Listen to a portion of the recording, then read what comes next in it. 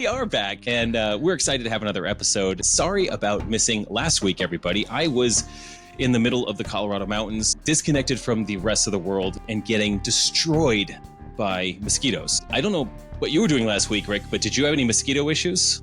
No, because I don't go outside late at night when the mosquitoes come out. Are you kidding me? Yeah, dude, you were out of contact. You were out of phone service. There was no way to reach you.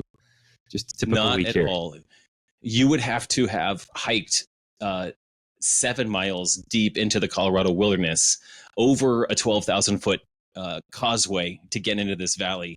And then you would find me in the middle of a lake fishing, because that was the only way to really get away from the mosquitoes. Interestingly enough, in Colorado, you go into the middle of the lake in a raft. So we take backpacking rafts, and we get in these rafts. And in the middle of the lake, there's no mosquitoes. You're just casually catching huge 1, 2, 3 pound trout and releasing them. We don't eat them. We just catch and release. It's super fun. But once you get back to shore, you get just absolutely inundated in such a way that in the moment you want to die. It's so bad. And then you get in the water. It's no big deal. Yeah. So I bad. really thought they would be attracted more to the water. I'm surprised at that. But So interestingly, there are lakes in the area that we're at. The big lakes have fish. So when mosquitoes, when they procreate in the water and they release all the fish eat them, right? But there's some stagnant water out there as well that doesn't have fish in it. And that's where all of the mosquitoes breed. And then they just, some of the worst parts were, if you're just like filling your water. I had a gravity fed water filter. And so you're just filling up like an Nalgene bottle of water. But you have to stand still for about 1 minute to let that fill. Sure. And the whole time, all you're doing is swatting and swinging. And I'm a guy that I try to be healthy and stay clean in my life, but I used a lot of bug spray out there. Of course. You get the DEET and you go for it. And that was the only reprieve. That's the only thing you could do. They're still in your face, but they're not actually biting you because they don't like DEET, apparently. What were your temperatures like? Amazing. I mean, was amazing. Not blistering hot. It was probably comfortable. No, probably I would say the temperature midday was in the mid 70s. That's great. You are at 10,000 feet of elevation. So I still got some sunburns. Any exposed skin would get burned during the day because we were out in the sun all day. But at night, it was a nice cool mid 40s.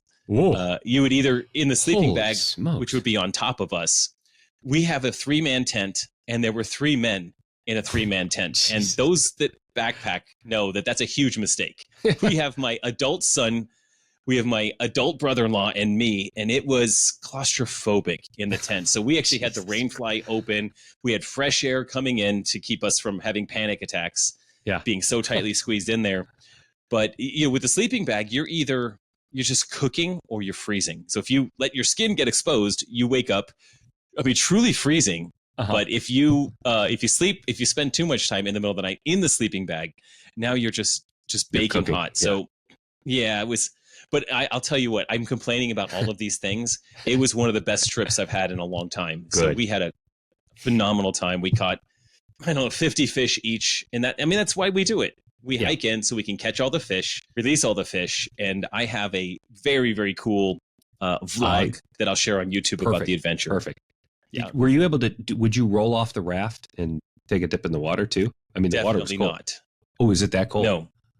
It wasn't that cold. It would lose the raft. And to get into the raft, you need to wear waders because you have to wade into the water and then lean into the raft, which you'll see in the video. It's actually kind of fun the way we sit in these things. Okay. But if you actually went into the water and water filled your waders, you could just go straight to the bottom. We have to be really careful out there when we're in the middle of the lake. But on our last day, we hike in, we fish. The next day, we do a 13-mile round trip hike to another lake, and we just catch a ton of fish. The next day, we go down to a meadow and we fly fish, catch a ton of fish. We go back, and we are so hot and sweaty and just tired. I told the guys, I was like, guys, I am just going to strip down to my underwear and I'm going to get in this lake. It's a big lake. It's our drinking water. It's our fishing lake, but it's big enough that if you get in it, you're not going to do anything. So I was like, guys, I'm getting in the water and it's going to be amazing. And they weren't sure if they wanted to do it. And I was like, there is no choice, men. Yeah. We're doing this. And I have a video of this, so you got to be, wearing some clothes. But we got in the water, and because I get in an ice barrel every single day, and it's 47 degrees, I know what 47 feels like. I think the water was probably 50 degrees. Oh. It was so cold, Rick. Okay, but it was so refreshing. Yeah, I was gonna say. Oh my gosh, you have no idea. And then you're in the water. There's no mosquitoes. It feels great. Yep. But you have to get out. And we didn't bring towels. Like, we're not smart enough to bring towels. That's extra weight. Yep, sure. Extra weight. There are backpacking towels. So we'll that's on the list for next year. But this is the first time I've gone on this trip 16 times or 16 years to different places. But this lake we've been to 5 or 6 times. And we've never done this ever. And this is now absolutely necessary. We will never not take a full dip in the lake the night before we walk out of there, because then you get to the car the next day, and although you're tired from that hike out, you aren't 4 days of no shower, no absolutely, no washing all up. That fresh water Rick, there too. It was amazing. It really was amazing to get in the lake, and that was another huge highlight. It's the 3 of us freezing in the water, of course, to get out, and now we got to change our clothes. Yeah, no camera for that, and I mean we're covered in mosquitoes because. We got in that water, and whatever protection we had was gone immediately, and we kind of had to air dry. You can't. And so they saw fresh meat, and they were coming at you. Fresh meat, and we got it. Thankfully, I don't think there's a lot of diseases in the Colorado mosquitoes, but I mean, if there was a chance, I was covered. I mean, I still have scars. I still have a couple on my forehead right here. Ooh, I don't like it. It was rough. Ladies and gentlemen, this National Geographic episode was brought to you by. Yeah. Man, if we could get them as a sponsor. This episode is powered by Thirdzy, your go-to for game-changing sleep recovery. Imagine hitting your workouts harder and waking up feeling unstoppable. That's what Thirdzy's PM Recovery Collagen does for me. It's like pre-workout, but for your sleep, fueling your body's active recovery processes without any melatonin or sedatives. Just 1 scoop before bed supports deeper, more restorative sleep so you can crush your fitness goals. Ready to experience the best rest and recovery? Visit Thirdzy.com and transform your nights into recovery power hours. Thirdzy, because sleep is the ultimate recovery tool. That's THIRDZY.com. Save 20% with code JASONZZZ. Let's get into the show. Rick, let's jump into CrossFit. Yeah. Catch me up on the news from the past little bit here. Well, we know that the CrossFit Games in Fort Worth coming up in just a couple of weeks. We're still waiting for some more announcements, maybe some leaks. Semifinals workouts were leaked, and so that prompted them to release more. Despite what may or may not get leaked, I'm sure Castro's going to play his cards close to the vest and not reveal all the secrets. Still, we've got the swim run at Farrington Field. It was announced as a sprint, rest, mile run, I believe in that order. And then there was the post with the Texas Star, new sandbag, new implement made by Rogue. You zoomed in, you saw 170 pounds on it. Now, who knows if that was a testing weight, if that was to throw people off, men's weight, women's weight, and what are you going to do with it? So that's Friday night. We know that the teams are going to go Friday night as well, and that the individuals are going to go. Dave keeps teasing about 8 o'clock start. I don't know if teams go before that or maybe the individuals start at 8 o'clock. And I'm also not sure. I need to look at the broadcast times that they released, but is that in an ESPN window? And if so, then we're going to get some Farrington Field. What do you think they're going to do with the bag? If you're a student of the game, what are they going to do with that Dallas or that Texas Star? Well, that's Friday night, and then Chad is Saturday, right? Is that interesting? Right? Chad is the cut. Chad is the cut. Chad is the last one before the cut. So right. Thursday, Friday. Chad is sometimes Saturday. They could be cruel and do a sprint of some sort, and then make them carry the bag for the mile. Or you could do a sprint with the bag and then drop it, rest, and then the mile run. And I don't know which would be worse, to be honest with you. Agreed. Just because you're going to get beat up with Chad the next day. Yeah. Yeah, that makes sense. So if Chad is weighted and it's a 40 or 50 minute workout, it doesn't make sense to have a mile run carrying a bag. Right. So maybe it is something short, right? It's not really a maybe sprint. Maybe it's a right. Maybe it's a bag relay. You're sprinting down, carrying the bag back, sprinting down, carrying the bag back, employing the width of the field, and then you're saving the track for the 4 laps for the mile. Perhaps right. All men go together, all women go together. You know, maybe a suicide sprint sandbag carry mix, something like that, right? Yeah. Well, that could be wild. Wow. Okay, so do you think we'll hear more announcements? I think so. During the athlete interviews, and I highly recommend people go to Dave's YouTube channel, pick a favorite athlete, watch the video if you have not. Yes, I did make it through. The one athlete... You watched all of them. The one athlete who will remain nameless that you and I have talked about, I did end up watching that one. Out of protest, I just did. It was only 79 interviews because there was a visa problem with a male athlete who's not coming to the games. So there will only be 39 men competing and 40 women competing. So he did all 79, kept them all 10 to 15 minutes. He kept right on.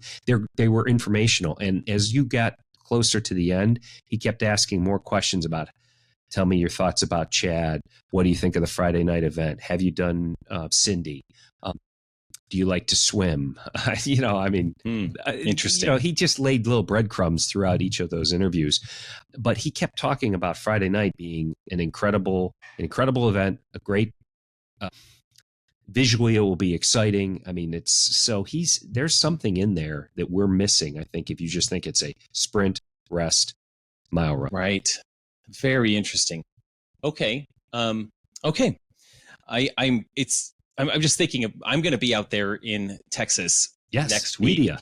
And media doing a lot of background. I also really need to be training while I'm out there. Yeah. And I was just thinking about what I have for training and how I'm going to get that done and still see these events.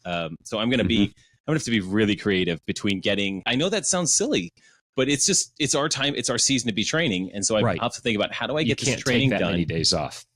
No, big training days next Friday and Saturday, by the way, Rick, if you're wondering. Big things coming. And that happens to be when I'm traveling, and I think you may actually have some travel next week.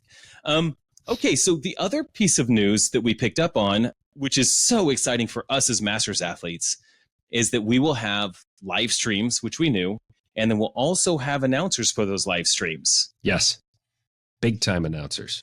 We're very fortunate as a community to have the Sean Woodland, Tommy Marquez, Chase Ingram, and Lauren Khalil. When I saw that post, I was really encouraged. So, the joke was certainly passed around. I'm sure it'll be those voices with real coverage instead of those voices and just then a little still camera stuck on a pole somewhere at the edge of the convention center, on the roof of the convention center, shooting down or something like that. So, right, there is not a chance that Sean Woodland and the team, we'll say all of them together, are coming to enunciate from a single camera shot of an entire floor. So kudos to the team for putting that together. And that's 4 announcers. That's actually a very decent amount of announcers. And I know we know that there's 3 fields of play inside of the convention center.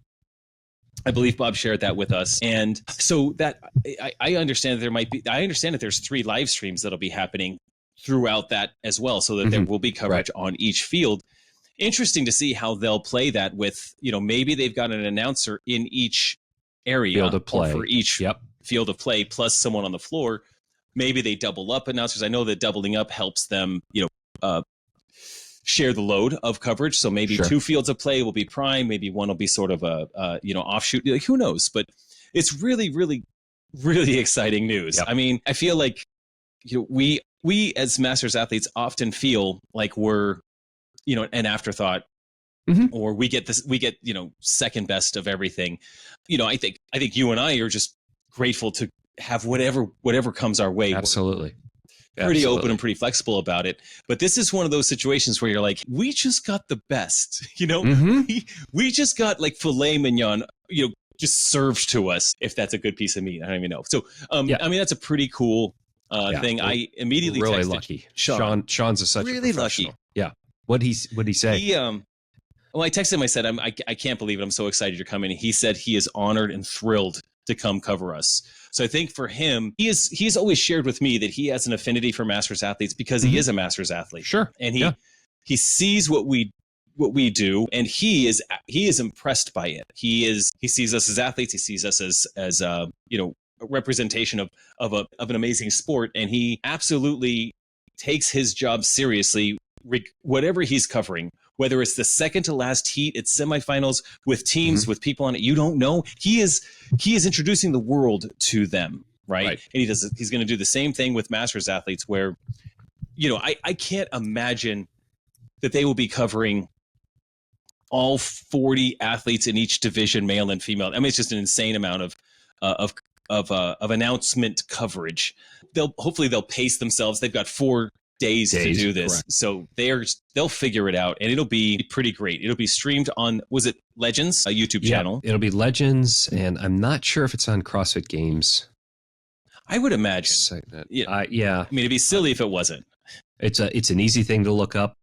Somebody will shout it at us and say, "Hey, guys, pay attention to it." But I know I did see Legends YouTube channel, which is very cool, easily accessible. Plenty of coverage for everybody. Well, let's move on to speculating. If you're in for it, and predictions, speculations. Yeah. I know that I've gotten a lot of questions in my various feeds and comments on our games, besides where to stay and where to train when people are in town. And I'm just so excited and thrilled to see how many people. I mean, of course, everyone's coming, but they're all coming to the place that I live. Like, everyone's coming. That's pretty fun, including you. We just talked about that before the show. It's just a big party. Just a big party. But as far as games predictions, one of the questions that keeps coming up is, will we see the workout Chad in our CrossFit Games? And I'm curious what your thoughts are. Well, you tie the things together. GoRuck is the sponsor, or the lead sponsor of the individuals. And I think you pointed out to me that GoRuck, there's no GoRuck name sponsor to anything on our games at all, I believe. So, it would be easy to say, yes, last couple of years, there's been an event that all athletes have done. It was rinse and repeat, and then it was Helen, or the version of Helen, last year. And it would make sense if that theme continued. However, without GoRuck, I just think that's not feasible to have that many bags and run that many heats of a very long event. If it's going to be 40 to 50 minutes for the best of the best, it's going to be 60 minutes or so on average for all of us, times all the divisions, times all the athletes. Question for you. The GoRuck, that makes for a strong argument. That'd be crazy to have. God knows. I mean, we'd have to reuse them. And when absolutely. When we were at the 2019 games and we did do a ruck carry, those were not our bags, so we used them. You did reuse them on the field. Okay, yeah, we reused them. There's efficiencies there. My question to you is, what is the appropriate version of Chad for Masters athletes? Do we carry 40 pounds on our back as men? It's 45 and 35, I believe, right? Whatever it is. I mean, should we?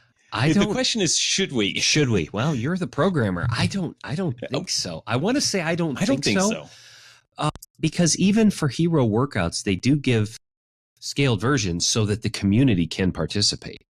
So what's much different than, I mean, this is a hero workout.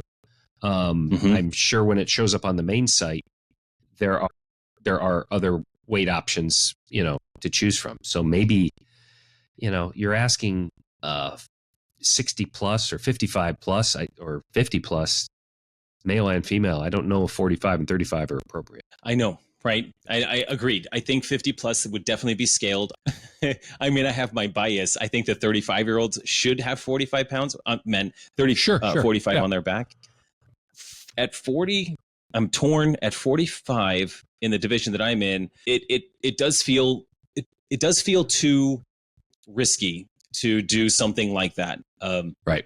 And at 50 plus, certainly, I would never program Chad at that weight for 50 plus, and I probably wouldn't for 45 plus. The other thought that I have is that, Dave is the kind of person in my mind that doesn't give a crap whether it's for a sponsor or not. I think Dave's priority is Chad, not necessarily the fact that GoRuck could provide the packs. He's doing it because he knew Chad. Absolutely. Yeah. Yeah. And it's very important to him. I would speculate that it would, like you said, with the swim workout and then with Helena last year, I think it would be truly remarkable if CrossFit had the forethought to unite all of our competitions by having a shared event. Maybe it's Chad, maybe a running event, something like that, but most likely it would be Chad, because that's just something very special and raises awareness for such an amazing cause. And I think that people can wrap their heads around that and appreciate a workout like that. And on the other hand, it wouldn't be just us. It would be for the teenagers too, whose event is the same weekend, and the adaptive, which is a little bit later on, I think in September. Correct. Yeah.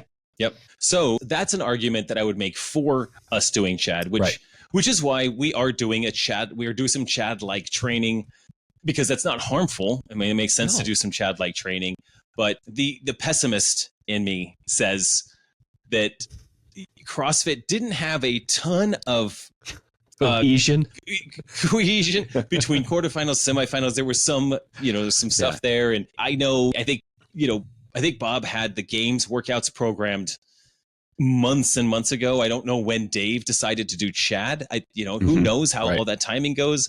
They can always make changes to the workouts at any time, I'm sure. But it does seem like whenever I want, again, this is pessimist, so I'm just gonna say this is the pessimistic side. Whenever I want CrossFit to do something really cool like that, there's just not a chance they're going to do something cool like that. Now I'm done with the pessimist side, because you could be pessimistic like that, because you just got something really good that you just said. We did. That was the announcers. So you're not getting anything more. Tough. Correct. Yeah.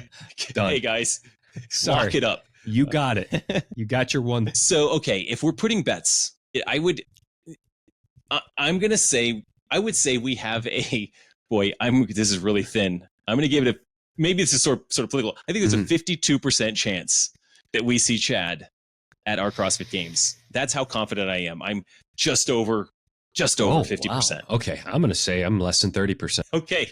Okay, cool. I just don't think we're doing it. We'll wager some dollars after. We'll figure out the math, and we'll wager some dollars afterwards. We'll figure out what those odds are. Former poker player, so I got to be very careful. I have to hold my wallet very closely to me. Essentially, I'm going all in with a pair of fours. Yes, that's what I'm going with here. Okay, Rick, are we swimming at the CrossFit Games? I would like to say yes, but there's been no information given. Like the athlete questionnaire on sizes for clothing didn't include anything about swim gear, but I don't think it did.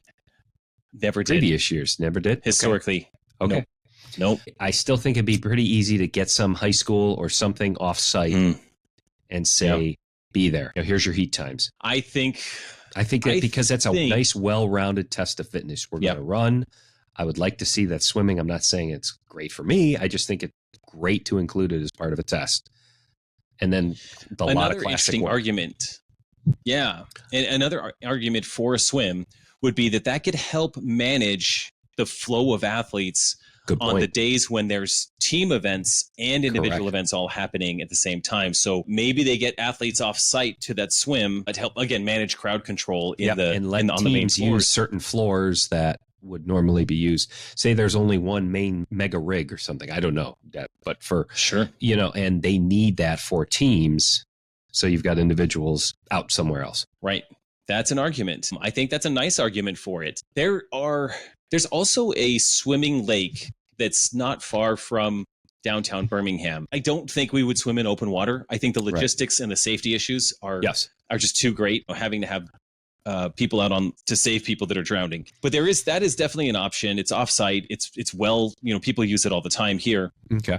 But I have tried to, there's no way, I haven't looked this up, but I've thought about trying to see if any of the local collegiate pools are closed on one random day over those weekends. You've got some homework. I think you and I may have checked that out historically in 2021 or 2020. What year did you go? 22, right? 22.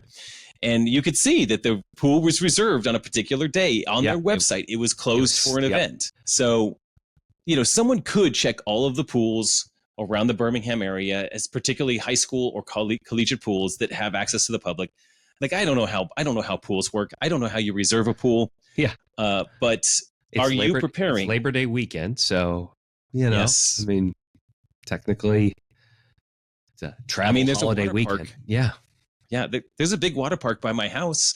Let's do slides. We could do. We have races down slides. We would do some damage to ourselves for sure, or swim across the wave pool. It would be an idea. But are you preparing for swimming just in case? Absolutely. Yep. Absolutely. Yeah. Just because I know I need to, and I think it benefits your training, and it's easier on your body than beating it up every single day inside four walls.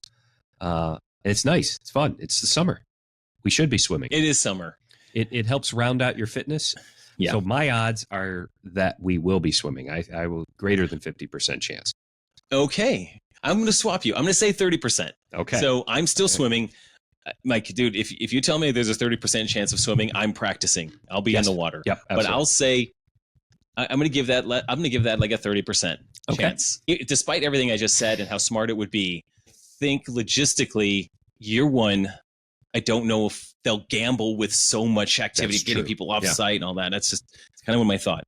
I hope I'm wrong. I think it'd be really fun. Okay, let's see. Turn my tablet back on here. Other questions that have come up, obviously. Will we run outside? Birmingham is, people are concerned. Birmingham is hot. And I'll just say, it is hot. Mm-hmm. I train outside. I did my rowing workout last night outside into a running workout. Very, very hot, drenched through and through. But that's okay. I mean, it's just hot. I don't know. I like working out in the heat. And tonight I did echo bike intervals for 40 minutes. I guess it was 40 minutes in the sun, and I was drenched through and through. But it's not unbearable. So I'm just going to say that we could do a lot of events outside. And our bodies, generally, if we're healthy, we'll be okay. You just have to hydrate, plan for it, all of that. So will they have a running event outside, or will we do any events outside? Well, here's my thought. If we do any event, it would be running. I don't think we'll do a trail run. I think that would be, again, that offsite logistics, right? I mean, it would be super cool because there are some... Birmingham is not mountainous, but there's lots of hills. So it's known for mountain biking. And it'd be very cool if we had a mountain biking event, if we all became mountain bikers at some point. There's some really cool stuff like that around here. Lots of hills, lots of hiking trails, which no one ever thinks that that's what we would be. So that would be cool, but not this year. I do think that it would make sense around the convention center to do one of those types of workouts where you exit the convention center and you run somewhere and come back in. I think that's definitely an option. I think it's an option that we could carry something in that run. Could you imagine like some sort of sandbag and run outside and come back in? That would be pretty awful. You're speaking to MFC 2 years ago.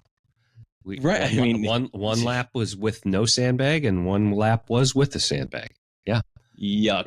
And I left the venue and came back in, and it wasn't a lot of fun. See, that's the thing. I think you can get out when you have convention centers. You have these giant doors that can open, right? Sure. Yep. They did it in Madison for Helena last year, right? For the individual athletes, and it created a fun viewing experience to see them run around outside and then run into the Coliseum.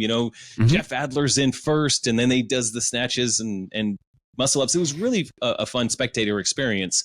So I think it could be interesting with that. And I'll say this, that Birmingham, like I said, has lots of hills. And there is a very, very significant hill. If you were to exit the convention center and run, I don't even know what direction it is. I don't know any directions here, but to the left, like if you go at this door and go to the left, Everybody if you're imagining, if you're facing the west end and you turn left, you run straight up a hill, and that hill would be atrocious. It would be devastating. And if I was someone programming an event and I saw a hill like that, I'd be like, how do we get this hill in play? How do we mark off the course to run around this? And so, I mean, gosh, could you imagine we've had this at the games quite a few times where there's been longer runs, something like that, where we just, even if it was laps, we take a lap up this hill, come into the Coliseum and out and in, something like that could be interesting. Or a workout that has like semifinals. Maybe we're doing a run into some clean and jerks and a run into some clean and jerks. I mean, that would be spectacular. And it would, again, it would get us uncomfortable if it was during the day. The drawback, and this is one thing that I know that Bob and Joe, wherever they plan an event, weather happens. They've had this happen at Legends so many times where it's just, weather issues happen. So they may not want to gamble on having us go outside, and the potential of there being a weather event, right? Because that's going to mess up all the schedules and timings. That's right. Arizona, San Diego, Arizona. Exactly. Well, nothing was planned outside for mayhem, but it was raining the whole time. I mean, And think about that Arizona for history in 2020, they had an event in Phoenix, and it doesn't really rain in Phoenix at the time of year when they had the event ever, but they had the event outside because of COVID, and it was fine. The first day, 3/4 of the day got rained out. We actually did go in and do an event that afternoon after all the rain was gone, but they had to straight up cancel the lifting event. Jerk. Yeah. Yes, which they did. A lot of people were looking forward to. Yep. I was not upset by that, but they canceled it. And then I know the next year in 2021 in San Diego, they had 0 events outside, and thankfully it rained in the majority of the time too. Yes, poured. It was crazy, and the vendor village was outside, so they all had to deal with the rain, right? And of course, 2022 was at mayhem. 2023 in Arizona was 100% inside, except for the attached swimming pool in Arizona. So, and we got good weather, but these guys may be spooked. They gambled for the swim. Maybe they won't gamble on this, and we won't run outside. The last thing I'll say about this is the convention center is massive.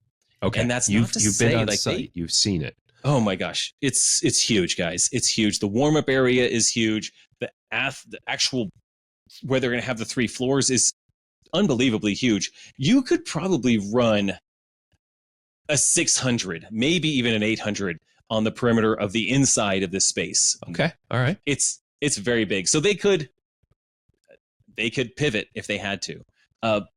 My last thought is this: I don't feel like they're going to try to put us in danger as masters athletes.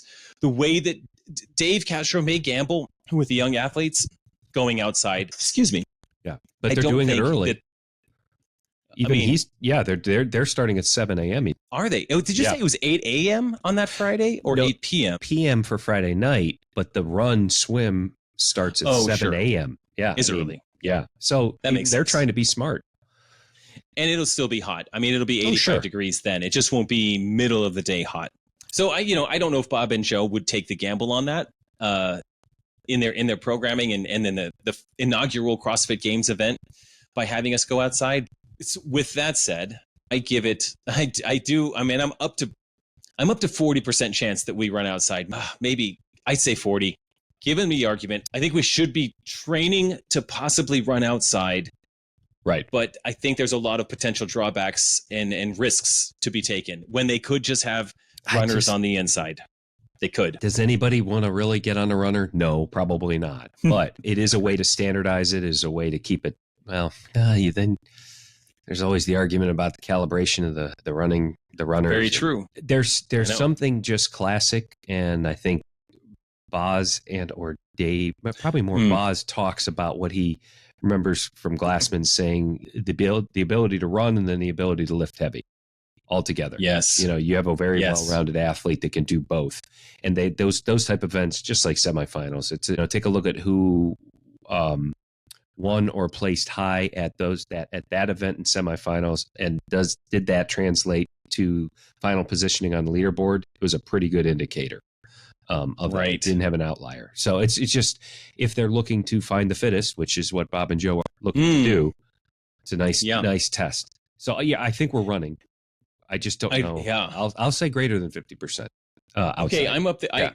You just pushed me over the edge. I'm going to say greater than 50% too. I'm going to call it like 60%. All that space would run and be you've outside. Seen, I haven't. I'm going to trust they can open a door, mark out a bit of a course, and send us out. Send us out. Come on back in and lift heavy. And I think about the CrossFit Games always does that.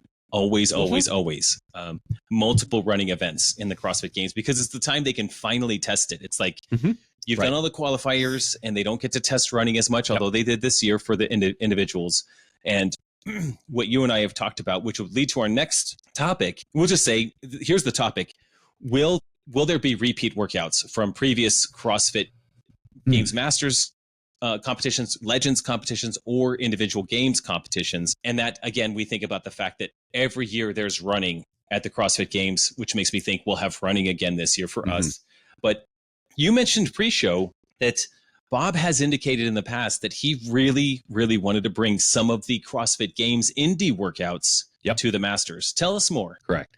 What do you know? I remember him saying that a while back, that he'd love to throw those kind of tests out. And he said that before they were awarded the ability to run this event. So, or, were chosen to run this event. So I always got that feeling that Legends would someday have the feeling of a lot of old CrossFit individual games events scaled appropriately for the age groups, the Masters community. Interesting. And what a way to kick off year one than to throw a number of them out. The ones the classics that we've seen. What are some of the classics? Yeah, what comes to mind? The first games workout 2007. Plus, then they upped it a few years later at Carson. The one where they introduced legless rope climbs, and was it legless rope climbs and thrusters or something like that? Right. They've been there. There were a couple of good chippers in the tennis stadium at times, and then there've been the standard. I know he likes the standard: 30 cleans, 30 muscle ups, and 30 snatches. It's Grace. Wow. 30 muscle ups, Isabel. There were rings hanging at the Legends Championship prior to us arriving in Arizona this last year, and there's a rumor that the rings hanging, there was a missing piece, so they couldn't actually use the rings. They had to adjust one of the workouts because the rings weren't going to work out. Something happened equipment wise, and the rumor was that it was going to be the standard. That would be, I wonder, you think we would do 30, 30, 30, or as Masters athletes, would we do like 20, 20, 20? Yeah, exactly. Something like that. And some of the younger age groups might do 25, 25, 25. And then the older age groups would be 20, 20, 20. That would be something. That was a way that the games finished in 2019. The 2-2-3 style of workouts. It doesn't take a lot of floor time, but it gives you reset. And then you're moving an object down the field, or you're trying to accumulate. The one in Madison was 75. Was it 75 overhead squats? It was. Yeah. But then the one outdoor in Madison later was do your work, but then advance the yoke down the field. He could very easily do yokes inside. Yokes inside are not a big deal. Nope. There's just been so many classic workouts, both in Carson and in Madison, that he could replicate inside. Yeah, very, very much so. And he has indicated that quite a few times, that he really wants to do something. He's always wanted to do that. And this was when I was just friends with Bob. When we in 2020, 2021, 2022, somewhere around that time, he was training for the games. I was training for the games. We're sending each other our scores. We're having a good old time. And, man, he's just a guy that loves the sport.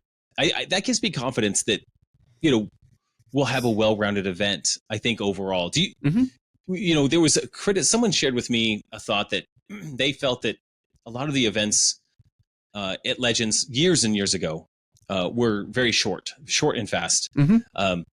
I don't think we would say that about the events from 2023 Legends, but do you think with 4 days, 3 competition floors, and everything we've talked about, that we can get a really fair, well-rounded quality test? Yeah, I think the 4th day is key, because 9 events, 9 scores, something like that. Would it, 2, 2, 3 or something like that, or 2, 3, 2, 2. I mean, I think you can get because of the amount of square footage is available inside there.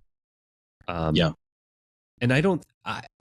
remember, CrossFit is looked at these and signed off on them as well. So they might not be all the same relative time domain or anything like that. I'm sure there's going to be a variance at 12 to 15 minutes. There'll be a couple of long grinders. There'll be a couple of short sprints. They have, look, in the past, and I don't know the specifics from Legends, but they were either governed by space or budget. And I think both of those questions have been answered this year in that the budget is a little bit better because of quarterfinals participation and the dollars that flowed their way, and space. We're taking your words for it because you've been on the floor there and toured around. Space is not an issue for 3 competition floors. Not at all. So no, it's huge. And I even heard, I think this was an after conversation that there won't even be a need for shorty bars. No, again, I can't confirm that. I'm not 100% sure, but it might be, they might be so spacious that we're using, regulation bars the whole time. Yeah. Which is wild, absolutely wild that the lanes are wide enough for that. Yeah. And I know stagger one in front of the other. That puts somebody in an advantage seeing the person in front, but that's competition. So what? It's competition, and it half the time it works out in your favor, and half the time it doesn't. Sometimes it doesn't. Okay, last question. Are we going to see any of these workouts beforehand? They going to release any? Have they released some of Legends? I can't even remember now. It's so funny. I don't remember any. I do remember testing a couple of Legends events in 2020 prior to going to Arizona. I remember specifically practicing them. Okay. We had We had an 8-minute run into some dumbbell snatches and some handstand walking. We did something like that. I remember testing that. 2021 in San Diego, I do not remember testing anything. I remember getting out there and just thinking, these workouts are all too hard. Yeah. We know nothing. At Mayhem in 2022, we didn't know a thing until the day before, maybe. And then last year, Rick, you were there. I was there. I don't think we knew any of the workouts until maybe in the afternoon, and then that night was a briefing. Yeah. And we realized the first event was going to be a clean and jerks. Now, on the other hand, the CrossFit Games has leaked workouts in the past. Correct. So I would say we will not see anything until after the big show next weekend. Right. But I would bet that if there's something very generic, like max snatch, max clean and jerk, Olympic total, if we're going to do something like that, they could release that because it doesn't give anybody any advantage. You don't get to practice your Olympic total. It is what it is. Right. Last year they released that there would be a 5K run, and no one's going to just start training for a 5K run all of a sudden a week, 10 days before the games. They're not going to knock 5 minutes off their 5. No. So I have a feeling if their media is good, if they get permission, it would be worth them sharing something. My hope is that they share something just for the sake of the entertainment, the anticipation. It's the build up for the big trip that we're going to have, the big experience. Not that I want to practice it, although it would be nice to practice something and get a feel for it. But really, it's just you build excitement and build some buzz around a big event like that, and you release a couple of events, just a couple, and because make it really shocking. Yeah, just a couple. You didn't know everything even last year, right? Until like the final workout, the muscle ups and snatches. That was the day before or the night before, right? Right. Yeah. I mean, it was, and that's super fun too. Yeah. I love not knowing what we're doing tomorrow until tonight. I mean, that is so much fun. And you just sit there in the bleachers and you just check your phone. Oh my God, we're doing, and then you're like, we're doing 70-pound dumbbell snatches. Right. It's you just refresh. Yeah. Boom. That's a really fun experience. But you're right. Having just a couple released beforehand that don't have consequential advantages or disadvantages. Like, if people are flying from Australia and they won't have a chance or something like that, you don't want to create an unfair advantage. Correct. But it is fun to tease out like, hey, we're going to do a max deadlift. And we should be awesome. Anyway, I've got lots of ideas on what would be great, but really, that's not going to work. It doesn't matter. We're going to be there. Yep.